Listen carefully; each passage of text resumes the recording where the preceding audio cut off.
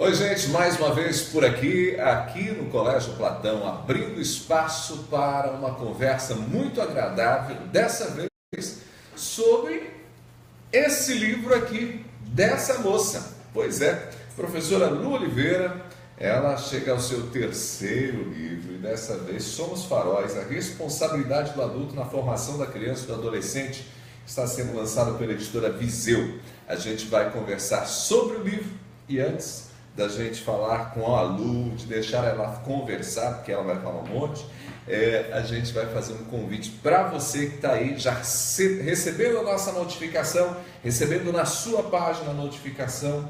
Então você vai fazer o seguinte: recebeu a notificação, vamos lá compartilhar para os amigos, compartilhar para todas as pessoas que estão com a gente.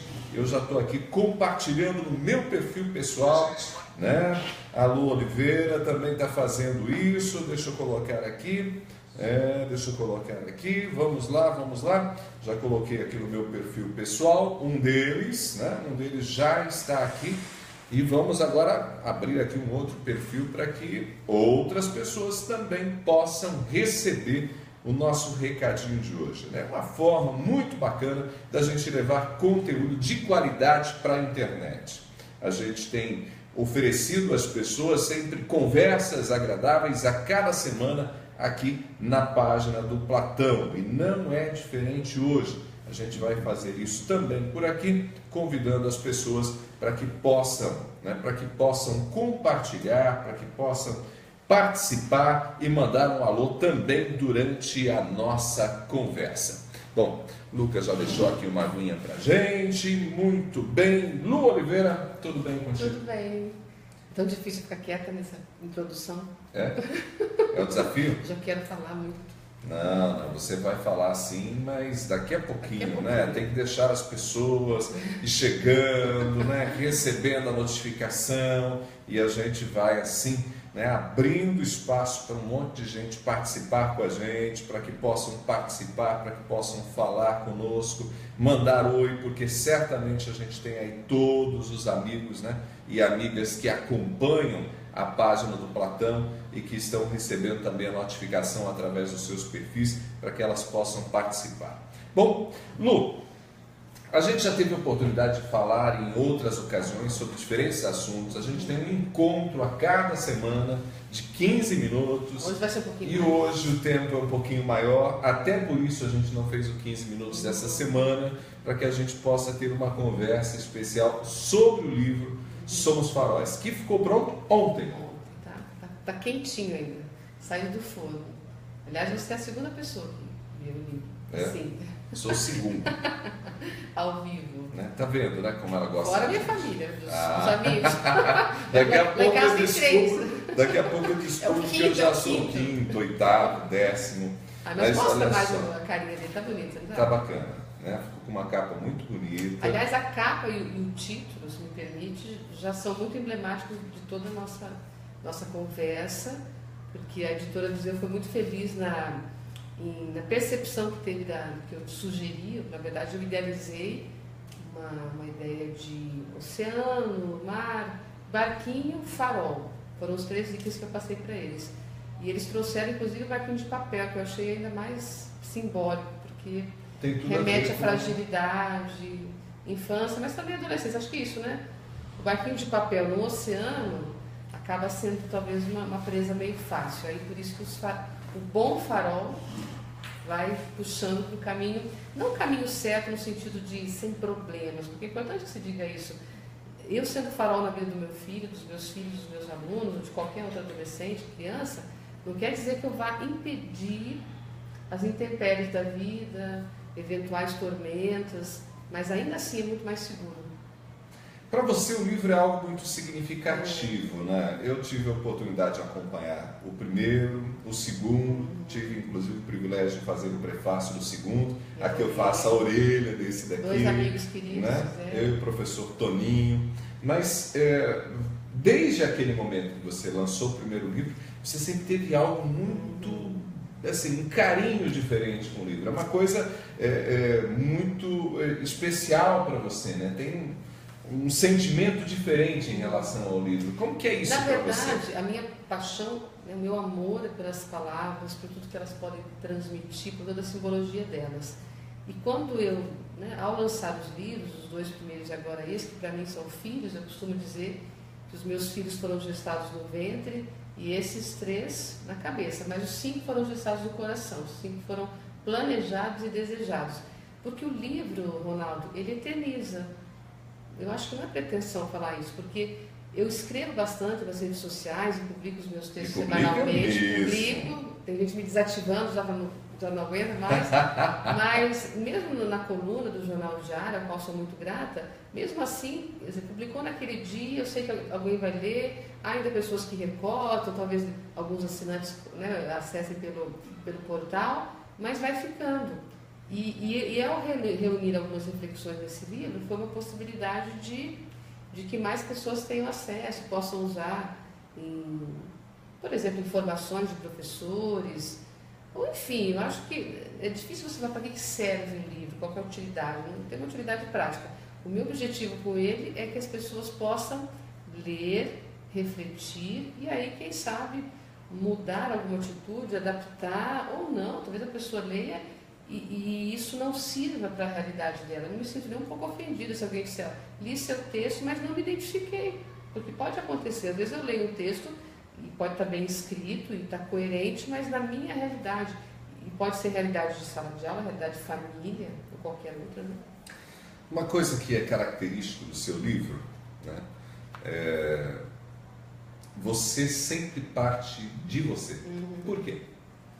Porque eu acho que isso confere uma credibilidade, porque eu escrevo. Você vê que eu acho que não citei algum teórico aqui. É um livro realmente de prática, de vivência, porque há 20 anos, eu me considero educadora há 20 anos, porque o meu mais velho tem 18 anos alguma coisa, e desde o dia que eu soube que eu estava grávida, e eu soube em 98 que eu estava grávida com meu filho, e comecei a dar aula em 98. Eu me sinto educadora já há quase 20 anos. E eu vivo situações e eu vou trabalhando. Como é que foi viver aquilo para mim, como mãe, como professora?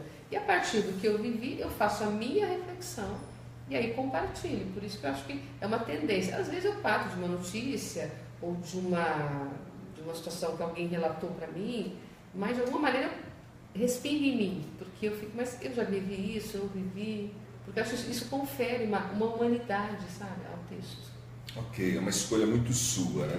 O tema Somos Faróis tem a ver com esse seu olhar de que a gente como educador, e aqui quando você fala de educador, a gente está falando inclusive de pais, Sim. né? A gente tem esse papel de orientar, de alguma forma guiar. Você fala aqui, qualquer adulto que seja responsável por uma criança ou por um adolescente, seja por algumas horas semanais ou por uma vida, tem o compromisso de ser farol. Por mais que tenhamos a impressão de que eles gostam de transgredir regras, muitas vezes a grande vontade que enche seus corações é ter uma bússola para lhes indicar o melhor caminho. É isso? Porque às vezes, quando adolescente principalmente, há essa impressão de que ele gostaria de que ninguém estivesse ali para falar alguma coisa para ele. Eu acho meio natural da fase. Nós também tivemos isso, cada um à sua maneira.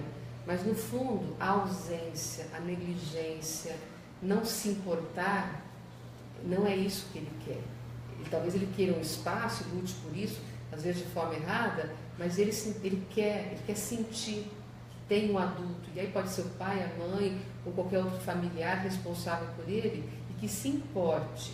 E se importar é realmente, às vezes, dizer um não. Porque eu falo para os meus alunos, para os meus filhos, imagine, desconfie um pouco desse amor, mas para a pessoa, alguém que permitisse tudo que você quisesse fazer, fosse possível, fosse permitido, independentemente do horário que você chega, do que acontece, talvez isso possa parecer um sonho de consumo para alguém que tem 15 anos. Ninguém na cola, ninguém dizendo o que ele vai fazer, mas isso é só por um tempo. No fundo, eu acredito, e aí com base no que eu vivo, no que eu conheço. Vamos lá, mais um texto. Tem um texto aqui que você deu o título de Terceirização dos Filhos. Esse texto me chamou a atenção porque você, na prática, não está tratando aqui de você transferir para a escola, que é uma das questões que a gente mais discute aqui, inclusive no Platão, que a escola não é um espaço que tem o papel nem substitui o papel da família. Mas você fala de uma terceirização para parentes, muitas vezes, para os avós, para um tio, para uma tia, e você relata inclusive o caso, né, de um casal, a moça, né, muito rapidamente casa, tem uma criança e aí não tem condição de cuidar, porque está trabalhando, e passa para a avó. E aí você questiona isso que você chama de terceirização. Explica um pouquinho isso. Na verdade, há muitas avós que querem cuidar e gostam, e eles até disputam entre si para que possa cuidar do bebê. Eu acho que, né, os avós têm um papel muito fundamental na educação, mas eu penso que essa é sempre opção. Porque eu fico um pouco inquieta, às vezes, de perceber que filho deveria ser escolha, né? Nem sempre é, mas deveria ser uma escolha. E para eu poder fazer essa escolha, eu tenho que pensar exatamente como é que eu vou conseguir cuidar desse filho. Eu sei que muitas pessoas não podem deixar de trabalhar, mas tem que ter, às vezes, um outro plano, que não seja necessariamente... O que me inquieta, às vezes, é imaginar assim, eu vou ter filho, mas eu quero que a minha vida continue do mesmo jeito, porque outra pessoa vai cuidar. Então, veja, se cuida por opção, porque eu acho natural que as famílias se ajudem, também precisei por um tempo, embora os meus tenham ido muito cedo para a escolinha, e não me arrependo disso, não causou nenhuma sequela para os meus, compensei de outras maneiras, mas eu acho que fica meio cômodo, em algumas circunstâncias fica meio prático, porque às vezes tem um, é a mãe ou a sogra que cuida, depois tem um outro também, e o papel efetivamente dos responsáveis, como é que fica? E tem uma coisa, né? Eu acho que tudo tem o seu papel. Pai é pai, mãe é mãe, a avó agora vai cumprir o papel de avó e não substituindo a mãe. Mãe com açúcar, porque é uma relação diferente. Sim, e eu acho que a avó tem que fazer esse papel mesmo, deve ser a avó, não disciplinar e tal. É tão gostoso de ter essa lembrança da avó, né, de alguma coisa mais... É diferente mesmo, que você falou da relação.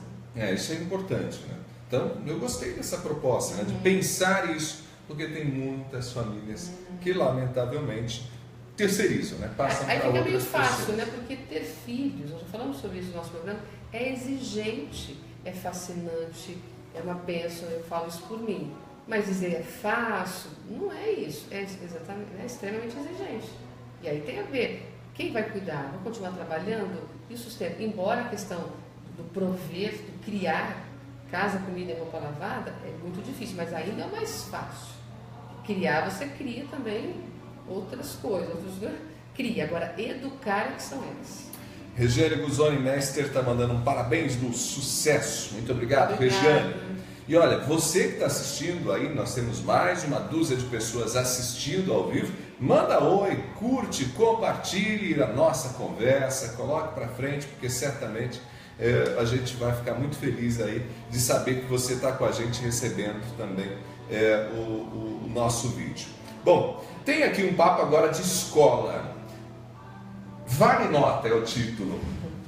Porque em alguns momentos os nossos alunos se desestimulam quando a tarefa, a atividade proposta pelo professor não vale nota. Que loucura é essa na sala de aula? O grande desafio é fazê-los se estimular independente de nota. Eu sempre digo a eles que a nota, eu falo muito isso, a nota é consequência, a nota não é causa, eles têm que fazer o melhor que eles puderem fazer, e se por acaso vier uma recompensa depois, que seja justa. Mas eu penso que seja um dos desafios nossos, de despertá-los para a aprendizagem. Porque o estudar nem sempre pode ser talvez prazeroso, o estudar, mas o aprender é. Aprender é muito prazeroso, você sair do universo da ignorância, entrar no universo do conhecimento, isso é uma satisfação. Só que nem sempre quando você tem 15 anos tem essa percepção. Ele quer nota, tem jeito. Mas aí temos que persistir. Se de uma sala de 30, 3 ou 4 já tiverem essa visão, já fico feliz. Pois é. Mas hoje tudo é troca, né? E os alunos também querem, né? A troca é, de fato, a nota. Mas isso empobrece o processo de educação. Sempre. Não vamos generalizar. Óbvio que às vezes, até porque não é uma coisa de um colégio ou outro, o sistema exige essa representação numérica dessa aprendizagem. Eu não posso chegar lá e simplesmente falar. Eu acho que se o aluno aprendeu, ele precisa provar literalmente. A nota, ela existe, não é fugir disso. Mas despertar, buscar outros meios de que ele possa também se estimular.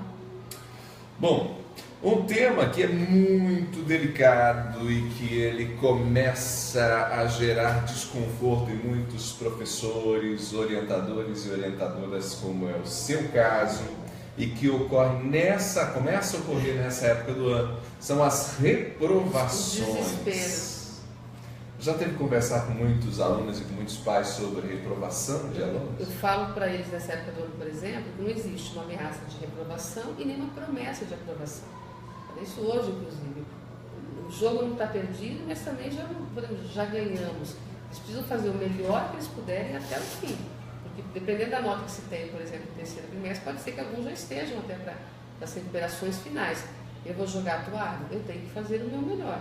E a reprovação, para os profissionais de educação coerentes, inteligentes, e eu conheço muitos assim, não é um castigo. Imagina, porque alguns veem a reprovação como se fosse uma forma que o professor tem de vingar. Tá vendo, o menino fez isso o ano inteiro, agora eu vou te reprovar. Óbvio que não é assim. A reprovação... Até porque boas escolas responsáveis, ou mesmo faculdades, há uma coordenação, há uma orientação, há um grupo ali que observa o aluno durante todo ano. Então, porque uma escola que nunca tenha feito uma comunicação com o pai nesses casos, obviamente que aí já é uma negligência da escola. Agora, a reprovação, para a família que acompanha, caso ela aconteça, também não vai ser uma novidade, uma coisa, nossa, imagina, uma surpresa, porque é processo. Esse é importante. Esse final é produto. Mas em alguns casos é necessário, assim, não nesse sentido de punir, mas às vezes até uma questão realmente de condição de acompanhar no ano seguinte, ou até de dedicação realmente, porque não há como imaginar alguém que tenha o cognitivo necessário, mas que tenha uma displicência durante todo o ano e que mereça depois continuar adiante. Você diz aqui, um aluno que não consegue obter média suficiente para ser aprovado não pode ser rotulado como vítima, né? Sim, essa vitimização é um problema, porque, na verdade, o aluno vai se sentir, olha, as pessoas estão contra mim. E ele tem que aprender a, na verdade, não pagar, mas assumir as consequências das suas escolhas. Há uma necessidade de aprender desde cedo a dar conta das suas responsabilidades, né? Essa história do poder da escolha, das consequências, eu falo em vários textos do livro. Nós adultos que lidamos com isso, precisamos fazer, lidar. Muito bem. O Gunter está aqui com a gente. O Gunter mandando aqui saudades dessa professora maravilhosa, mestre das palavras, anfitriã no sentido da vida, especialista na sobrevivência das letras. O Gunter e seus poemas. Ele é demais, né? Uma figura muito querida. E a gente... Vai ser sempre, aluno Platão. Sim, sim. E vai sempre marcar, inclusive, essa turma, né? Que foi a turma de retorno do nosso cursinho Platão. A reestreia do Platão com o cursinho. Teve aí na nossa turma no semestre anterior. Bom, deixa eu pegar aqui mais um texto. A gente está falando aqui sobre os textos. Você fez uma escolha de quantos textos? 50. São 50 reflexões que dialogam entre si, logicamente, porque se falam de educação e de adolescência e infância, mas cada um traz um tipo de abordagem, uma especificidade de alguma maneira. Você tem as referências de quando eles foram publicados, sabe de quando eles são? Não sei a data exata, na verdade eu não coloquei, mas ao longo, como eu escrevo já há 5 anos e meio, mais ou menos de cada 2012 há textos de cada ano. Mas alguns são muito atemporais, interessante isso, porque alguns referem-se a alguns eventos específicos, Ronaldo, mas muitos deles, se lidos daqui 4 ou 5 anos, vão servir ainda para reflexão, certamente. Bom, e certamente também você deve olhar para os seus textos, mesmo aqueles que você publicou em outros livros, e hoje você olha e faz uma autocrítica, não faz? Hoje eu me sinto mais madura como alguém que escreve. De algumas ideias que, primeiro e segundo, eu ainda as mantenho, não tenho vergonha, não é nada disso. Mas a própria escrita, eu sinto que ela está mais incisiva, mais coerente. E o primeiro, por exemplo, foram crônicas do cotidiano, escrevi muito sobre a minha infância, adolescência. O segundo foi sobre relacionamento especificamente, e esse que é voltado para essa área de educação. Muito bem, vamos lá. Cadê todo mundo? Esse aqui eu adorei. Vou ler inclusive do início. Como educadora, poucas frases me inquietam mais que todo mundo vai ou todo mundo faz.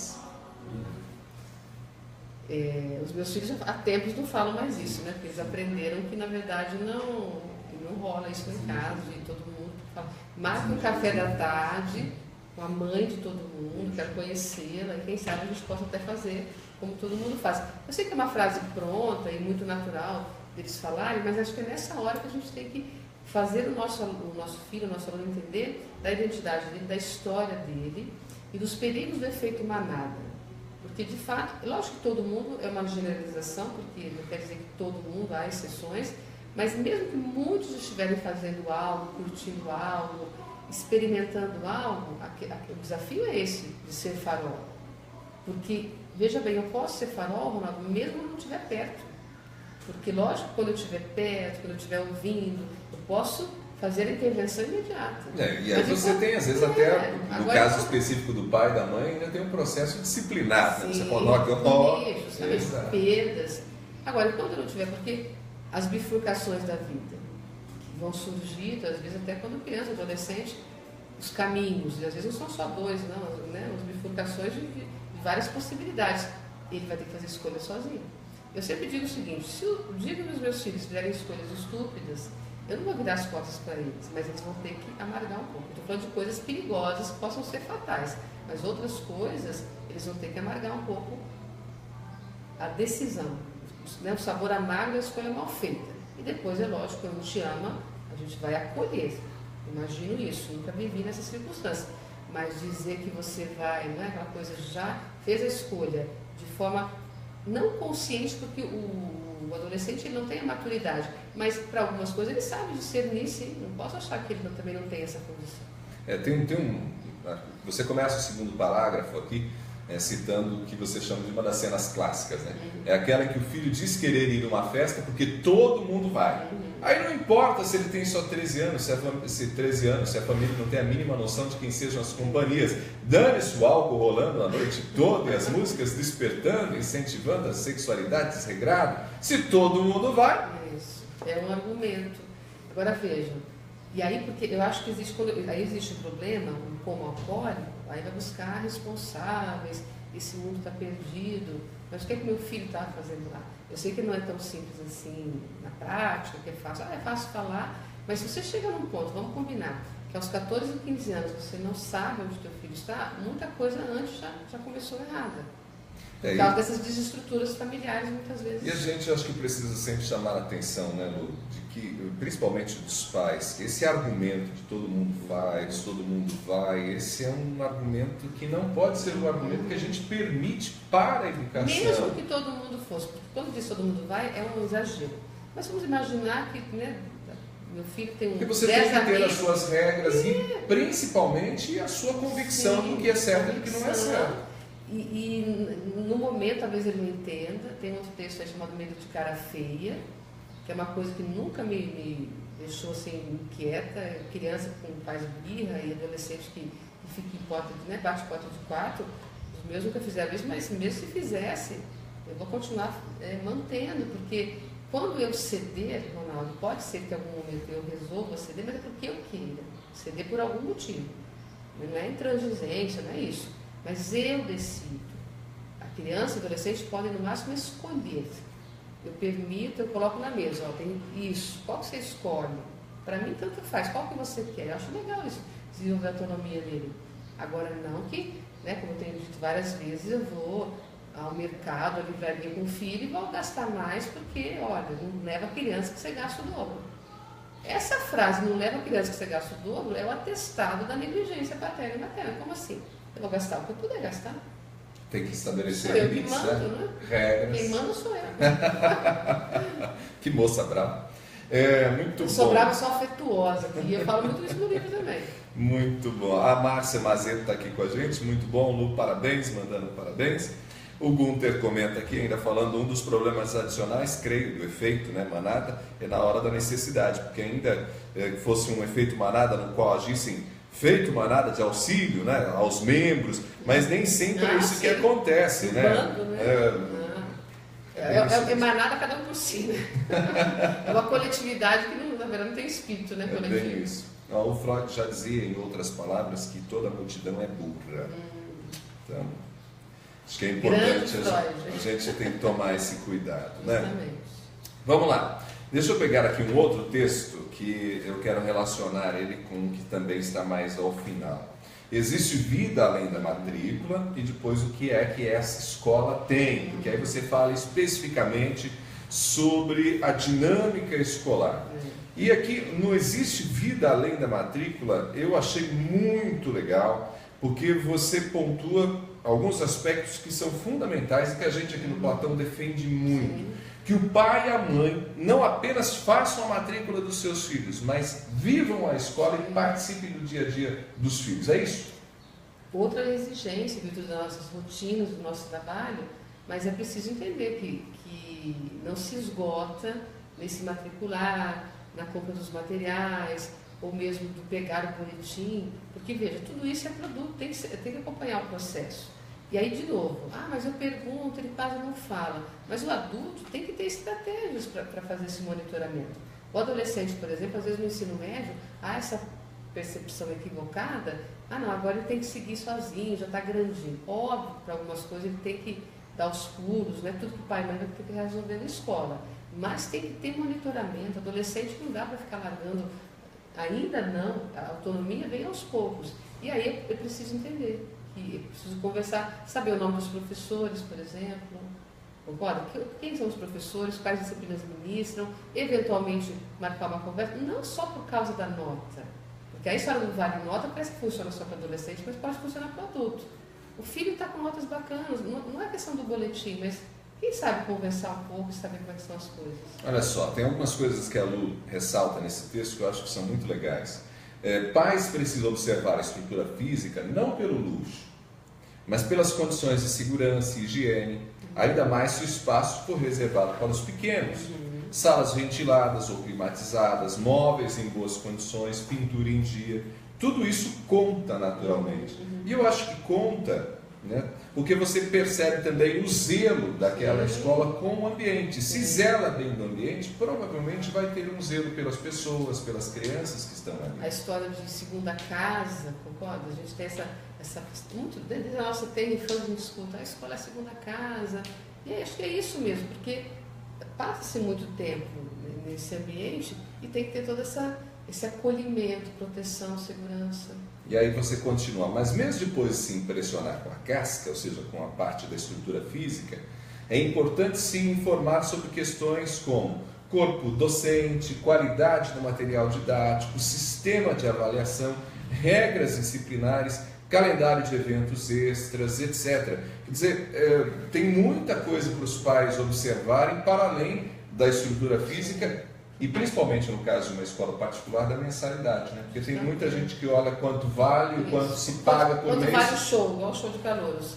É preciso investigar, conversar com as pessoas que estão na gestão, com as pessoas que estão participando, para ver se tudo que é propagandado vai ao encontro, porque propaganda também é algo do negócio, mas é a parte que às vezes, né, se constrói umas realidades. Portanto, quando você entra, conhece nas entranhas da instituição, aí tudo vem à tona, né? Não dá para disfarçar.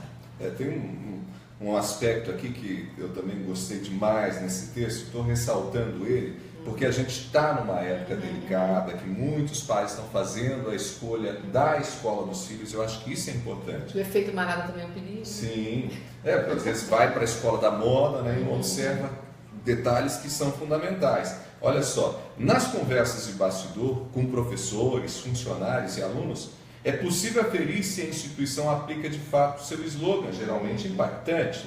Há colégios que dizem prezar por valores como ética e respeito, por exemplo, mas cujos donos são incapazes de cumprimentar os subordinados que cruzam seu caminho. Tem gente que não consegue nem saber quem é o dono. Pois é. Né? Só fala com, às vezes fala com o dono ou com o diretor no dia da matrícula, depois não conhece nunca mais, não vê nunca mais. Quando né, resolve descer, daí as pessoas talvez vejam.